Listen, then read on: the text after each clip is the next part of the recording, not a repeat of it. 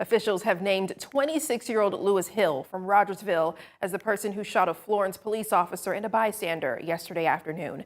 That bystander also appearing as a first responder.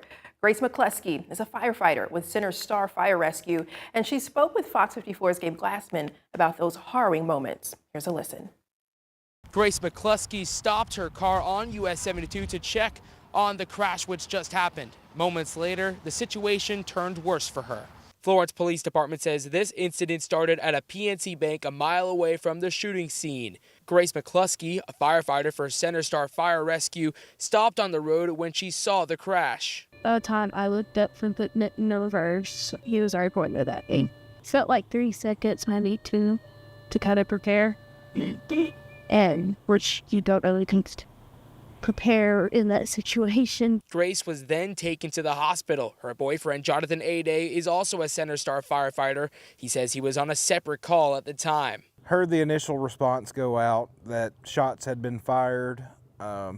Did not understand that, of course, it was her. Saw my voicemail that she had left, and basically all I could hear was the words, "I've been shot, I've been hit, it's my shoulder." Grace suffered a gunshot to her right shoulder. The bullet went in and out of her body, but fragments still remain. McCluskey was released from the hospital Tuesday night while investigators were still on scene. Grace says she's been shown immense support from her community in the time where it's much needed. We like to think of Center Star Fire as basically one big family. At the end of the day, something happened and they really showed out. They showed up for us. When I got out of the hospital yesterday, there was literally like 20 people waiting on me to get out.